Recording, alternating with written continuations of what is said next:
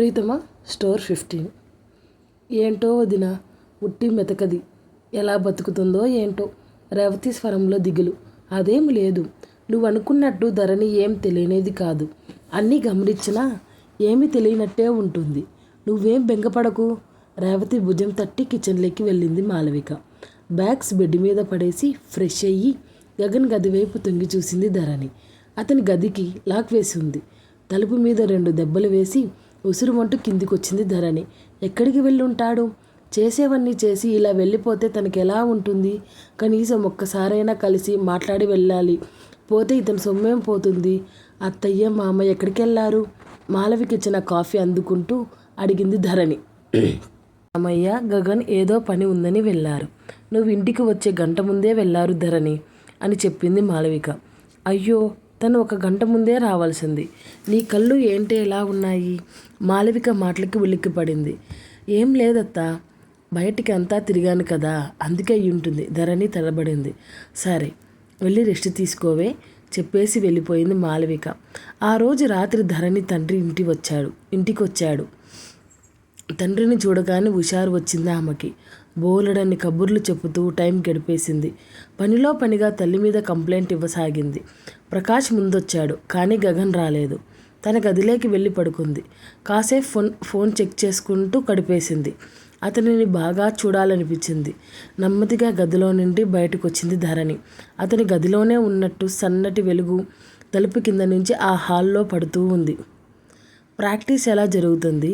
హర్ష భుజం తట్టింది వేద. గుడ్ అన్నాడు. అదేంటి అలా అంటున్నావు? మరి ఎలా చెప్పాలి? అక్కడ ఏం వేషాలు లేవా అని అడిగింది. అలాంటివి ఏమీ లేవు అంటూ పొడిపొడిగా సమాధానం ఇచ్చాడు హర్ష. అతని ఏదో దీర్ఘాలోచనలో ఉన్నట్టు అర్థమైంది వేదకి. ఏదేమైనా సమస్య? అతని ముఖంలోకి చూస్తూ అడిగింది వేద. ఆమెకు చెప్తే కంగారు పడుతుందని లేదు అన్నట్టు తలాడించాడు. కొంపదీసి ఆ మెరీనా మళ్ళీ ఆఫర్ చేసినా ఏంటి? ఆమె స్వరంలో వెటకారానికి సీరియస్గా చూశాడు. వేద నోటికి చెయ్యి అడ్డు పెట్టుకొని నవ్వసాగింది. అయితే ఇలాంటిది ఏమన్నా లేదన్నమాట అని కళ్ళెగరేసింది. ఆమె చేతిని వెనక్కి మడిచి మీదికి లాక్కున్నాడు హర్ష. బెడ్ మీద వాలి కూర్చున్న అతని మీదకి ఉరిగిపోయింది వేద. అలాంటిది ఇప్పుడు జరుగుతుంది, ఎక్కువ మాట్లాడవంటే. ఆమె కళ్ళల్లోకి చూడగానే కళ్ళు దించుకుంది వేద. వదులు, నెమ్మదిగా అంది. మరొక చేత్తో ఆమె జుట్టు సవరించి డాక్టర్ అయిపోయినట్టే కదా అన్నాడు. ఓయ్, నమ్మకం లేదా నీకు? ఆల్రెడీ నా ప్రాక్టీస్ స్టార్ట్ అయ్యింది డాక్టర్గా. నా పేషెంట్ని అడుగు చెప్తారు చిరుకోపంగా అంది వేద. నేను కూడా పేషెంట్నే అయిపోయా. ఇక్కడ ఏముందో చెప్పండి డాక్టర్ గారు. ఆమె చేతిని హృదయం మీద పెట్టుకున్నాడు. నేను గుండె డాక్టర్ని కాదు. తెలివిగా తప్పించుకోవడానికి చూసింది. అయితే భారీగా ఆలోచించు. ఇక్కడ ఏముందో తెలుస్తుంది. అతని చూపుకి జత కలిపింది అతను మాట్లాడుతుండగానే. సూటిగా చూస్తున్న అతని చూపులకి తడబడి చూస్తూ పక్కకి తిప్పుకుంది వేద. ఆమె ఇంకా సిద్ధంగా లేదని అర్థమవుతుంటే ఆమె చెంప మీద ముద్దు పెట్టుకొని చేతిని వదిలాడు. ఈ మంత్ ఎర్లీ మార్నింగ్ నుంచి ప్రాక్టీస్ స్టార్ట్ అవుతుంది. నేను టీంకి సెలెక్ట్ అవ్వాలి అన్నాడు. అవుతావు, అతని భుజం మీద తల పెట్టుకొని చెప్పింది వేద. చూడాలి, ఎవరైనా ఒక్కరే, దానికోసం 4 కాంపిటీషన్ అన్నాడు. అయితే ఏంటి? నువ్వు సెలెక్ట్ అవ్వాలి అంది గట్టిగా. ప్రయత్నం చేస్తున్నాను. ఇదిగో ఇలా నాతో ముచ్చట్లు పట్టడం కాదు, కష్టపడి సెలెక్ట్ అవ్వు అంటుంటే మాటలు చెప్పేవాడికి తెలియదు అన్నాడు హర్ష. ఎంబీబీఎస్ కంటే కష్టం కాదులే. మూతి తిప్పుతుంటే సరే, మీ ఎంబీబీఎస్ కంటే అసలు కష్టం కాదు అని నవ్వాడు హర్ష. అతని నవ్వును మైమరుపుగా చూస్తూ కళ్ళు మూసుకుంది వేద. అతనికి తెలియకుండానే శత్రువులు ఏర్పడిపోయారు. మొన్న యాక్సిడెంట్ చేయించారు. ఎంత ప్రయత్నించినా ఎవరో తెలియలేదు. వేదని తన నుంచి డైవర్ట్ చేయడానికి చూసి తనని మానసికంగా దెబ్బ కొట్టాలనుకున్నారు. ఎవరై ఉంటారు? ఆ విషయం మీద మెరీనాని కలిశాడు. విజయ్, అతను ఇద్దరూ చాలా ప్రయత్నించారు. వేదకి కాల్ చేసి మరి అక్కడికి రప్పించారంటే ఎవరో తన చుట్టుపక్కల వాళ్ళు చేస్తున్నారు. ఆలోచనల మధ్యలో నిద్ర పట్టలేదు హర్షకి. ప్రశాంతంగా నిద్రపోతున్న వేద వైపు ఒక్కసారి చూసి, నువ్వు ఎప్పుడే ఇంతే నిశ్చింతంగా ఉండాలి అనుకొని ఆమె తల మీద నిలిపాడు. చెయ్యి నెరిపాడు. ధరణి మెల్లగా అతని గదివైపు చూసింది. అతని స్నానం చేస్తున్నట్లు అర్థమయ్యింది. మరో 2 నిమిషాలకు కూడా అతని బయట రాకపోవడంతో అప్పుడే స్నానానికి వెళ్ళాడని అర్థమయ్యింది. రేపు పార్టీ ఉంది కదా, ఆ విషయాల గురించి లేట్ అయి ఉంటుందని ఆమె అనుకునింది. ప్యాకెట్లో ఉన్న మొబైల్ని తీసి టైం చూసింది. 11:30 అవుతుంది. ఆమె తిరిగి గదిలోకి రాబోతూ ఆగిపోయింది. అతని బాత్రూమ్ తలుపు తెరిచిన చప్పుడు రావడంతో ఆమె అతని గది తలువైపు టక్కున చూసింది. అక్కడే బయట తిరగసాగింది. లోపలికి వెళ్ళే ధైర్యం చేయలేదు తను. తలుపు చప్పుడు కాగానే అక్కడి నుంచి వచ్చి గదిలో పడింది. అటూ ఇటూ తిరగసాగింది. 12కి వెళ్ళి విష్ చెయ్యాలి అనుకునింది. కానీ అతని విషయంలో ఆమె ధైర్యం సన్నగిల్లింది. అతను 3 గంటలకు ఎప్పుడో పుట్టాడు. అతని నిద్ర డిస్టర్బ్ చెయ్యరు అత్తవాళ్ళు. ఉదయం చెప్తారు విషెస్ అందరూ. కానీ తను అందరూ ఒకటి కాదుగా. చేతులు నలుపుకుంటూ ఆలోచిస్తోంది. ఆమె ఆలోచనల మధ్య అరగంట గడిచిపోయింది. ఇంకో 5 నిమిషాలంతే. గట్టిగా ఊపిరి తీసుకుని తలుపు తెరిచి బయటకొచ్చింది. అతని గదిలో లైట్ ఆఫేసి ఉంది. ఆమె గుండె విపరీతంగా కొట్టుకోసాగింది. ఆమె చెయ్యి వణికింది. నెమ్మదిగా తలుపు నెట్టి చూసింది. అది తెరుచుకోలేదు. తప్పక తలుపు కొట్టింది. కొన్ని క్షణాలకి ఆ గది లైట్ వెలిగింది. తలుపు తెరుచుకుంది. ఎదురుగా అతని పాదాలు దించిన ఆమె కళ్ళకి కనిపించాయి. నెమ్మదిగా తలెత్తి చూసింది. నలుపు రంగు టీషర్ట్, అదే రంగు బనియన్. అతనిని క్షణకాలం ఆశ్చర్యపోయినా అతని కనిపించనివ్వలేదు. పెదవులు బిగించి చూశాడు. ఆమెని పైనుంచి కింద వరకు చూస్తూ ఉన్నాడు. ఆమె పెదవులు అదురుతున్నాయి.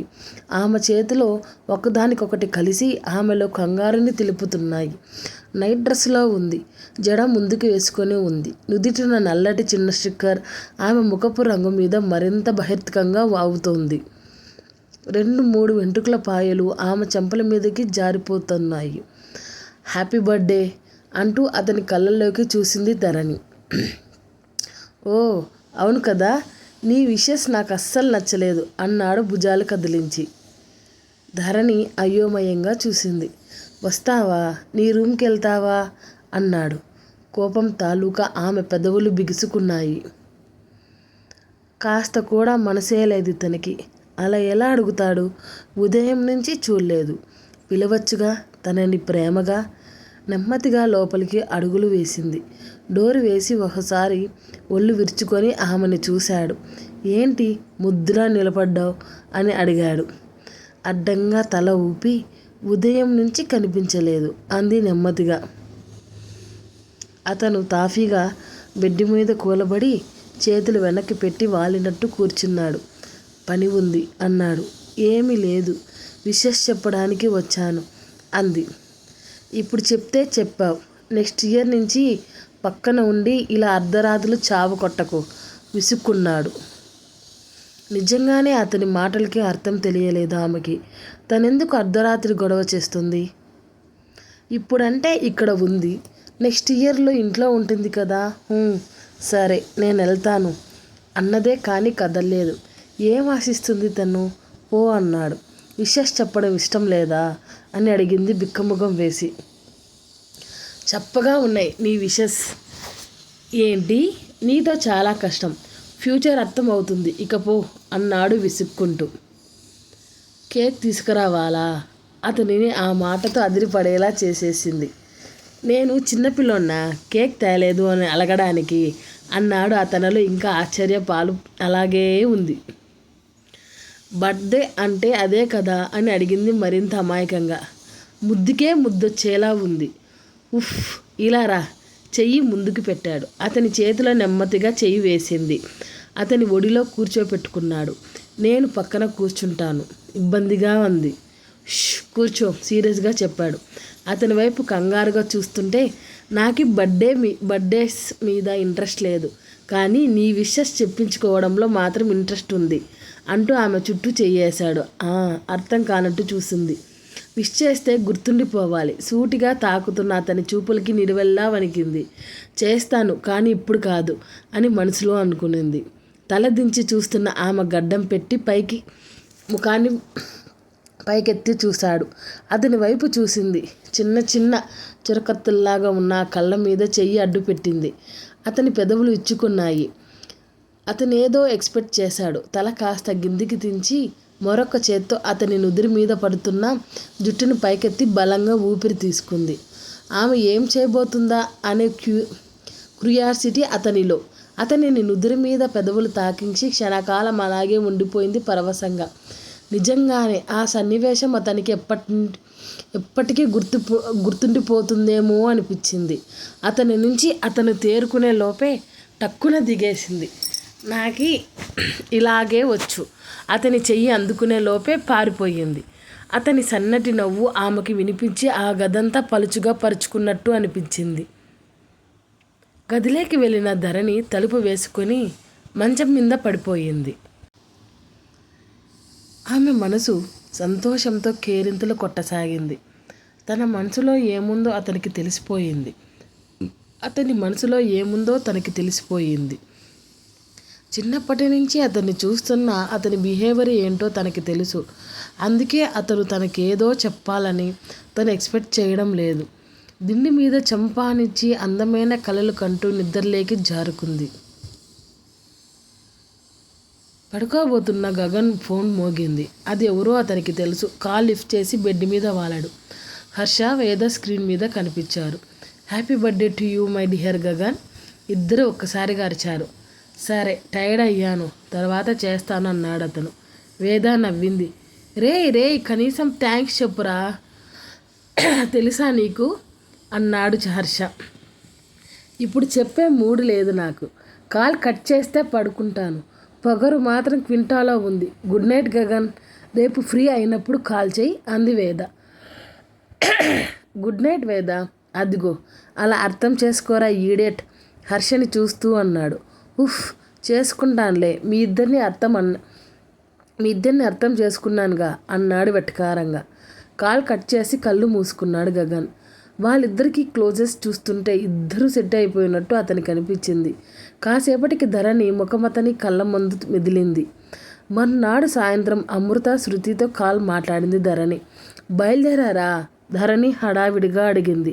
ఇంకా లేదే, డైరెక్ట్గా లొకేషన్కి వస్తాంలే, మళ్ళీ ఇంటికి వచ్చి అక్కడికి ఎందుకు చెప్పు అంది అమృత. ధరణికి కూడా అదే కరెక్ట్ అనిపించింది. మళ్ళీ అక్కడికి వచ్చి అక్కడికి రావడం మరీ దూరం అయిపోతుంది అనిపించింది. సరే, అక్కడికే వచ్చేయండి, 7కి ఉంటాను. ఇక మా అమ్మ కూడా వచ్చేస్తుంది, రెడీ అవ్వాలి అంది ధరణి. అవ్వు, బాగా రెడీ అవ్వు. అసలే నీ బావికి కాబోయే భారీగా అక్కడ స్పెషల్ అట్రాక్షన్ అవ్వాలి కదా. శృతి మాట్లాడుతుంటే నోరు ముయ్యండి చెప్పేసి కాల్ కట్ చేసేసింది ధరణి. పైకి కోపం నటించిన ఆ మాటలకి తన మనసు ఎంత సంతోషపడిందో తనకే తెలుసు. అతనికి తన భార్య అవుతుంది. మరి అప్పుడు ఎందుకు అలా చెప్పాడు? ఒక్కసారి అడగాలి. రేవతి కేకలు వేస్తుంటే స్నానానికి బాత్రూంలోకి దూరింది ధరణి. అమ్మా, ఇది సరిగ్గా లేదు అంటున్న కూతురు వైపు కోపంగా చూసింది రేవతి. అరగంట నుంచి ఇక్కడే ఉన్నాను, అది లేదు ఇది లేదు అంటావు.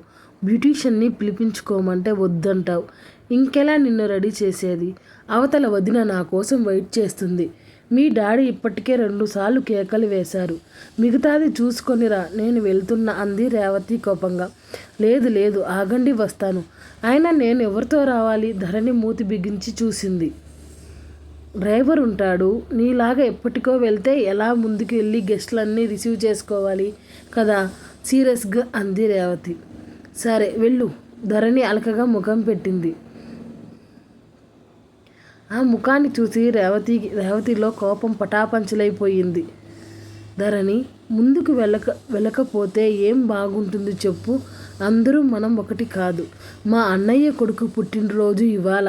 అంతేకాదు పెద్ద వాళ్ళంతా వస్తున్నారు. అర్థం చేసుకో.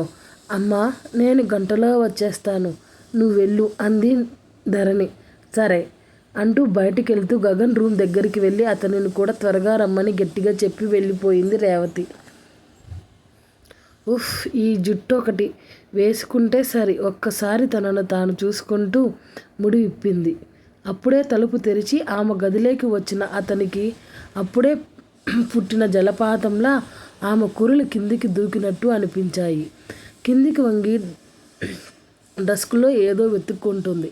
అవసరమైనప్పుడు ఒక్కటి కనిపించదు. తనలో తానే పైకి మాట్లాడుకుంటూ తను వెతికేది దొరకగానే అది తీసుకొని పైకి లేచింది ధరణి. 2 చేతులు పైకెత్తి జుట్టు సరి చేసుకుండగానే ఆమె నడుముకి ఇరువైపులా పడిన చేతుల స్పర్శకి అదిరిపోయింది. భయంతో అరిచింది. ఎదురుగా నిలబడి అద్దంలో కనిపించిన గగన్ ప్రతిబింబాన్ని చూసి అప్పుడే ఊపిరి పీల్చుకుంది. ఆమె చప్పున వెనక్కి తిరగాలి అనుకుంది, కానీ అతను గట్టిగా పట్టుకోవడంతో ఆ పని చేయలేకపోయింది. ఆమె చేతుల్లో వస్తువులు ఎప్పుడో కింద పడిపోయాయి. భయంగా అతని 2 చేతుల మీద పట్టుకుంది. ఆమెకి ఊపిరి ఆగిపోయేలా ఉంది అతని పట్టుకి. అతను ఆమెకి మరింత దగ్గరగా రాగానే కళ్ళు దించేసింది. అతని శరీరం ఆమె శరీరాన్ని తాకుతోంది. ఆమె తల అతని గడ్డానికి దిగువగా ఉంది. ఆమె నుంచి ఒక చేతిని వేరు చేసి ఆమె భుజం మీద నుండి నడుము కింది వరకు ఉన్న జుట్టుని నెమ్మదిగా పక్కకి జరిపాడు. నిశీధి ఆకాశాన్ని నింపుకున్నట్టు ఉన్న ఆ నల్లని కురుల సువాసనలు అతన్ని తాకాయి. మేమున్నామంటూ ఆమె మేని పరిమళాలు అతనిని ఆహ్వానిస్తున్నాయి. అతను మునివేలతో ఆమె మెడ వంపుల్లో తాగించగానే తల పక్కకి వాల్చేసింది. అతని చెయ్యి నెమ్మదిగా ఆమె ఉదరాన్ని చుట్టేసింది. అతని పెదవులు సరిగ్గా ఆమె మెడ భుజానికి మధ్యలో తిష్టవేశాయి. అతనిచ్చిన ఆ గాఢమైన ముద్దుకి ఒక్కసారిగా ఆమె ఊపిరి భారమైపోయింది. ఆమె ఒక్క చెయ్యి అతని చెయ్యి మీద పట్టు బిగిస్తే మరొక చెయ్యి ఆమె దుప్పటా మీద పట్టి బిగించింది. అతని ముద్దు స్థానంలో పడిన అతని మునిపంటి ధాటికి ఆమె శరీరంలో ప్రతి అణువు అలజడికి గురయ్యింది. ఆమె కళ్ళు మరింతగా గట్టిగా బిగుసుకుపోయాయి. ఆమె చేతులు 2 మరింతగా పట్టి పెంచేశాయి. ఆమె కింది పెదవి ఆమె పంటి కింద నలిగిపోతోంది. ఆమె భుజం దగ్గర ఆమె శరీర పరిమళాన్ని అతను ఆస్వాదిస్తున్నట్టు అనిపించగానే అతన్ని హత్తుకోవాలి అనే బలమైన కోరిక కలిగింది ఆమెలో. కానీ అతడు ఆమె ప్రయత్నాన్ని ఫలించనివ్వకుండా తన వైపుకి లాక్కొని వెనక నుంచి మరింత గాఢంగా హత్తుకున్నాడు.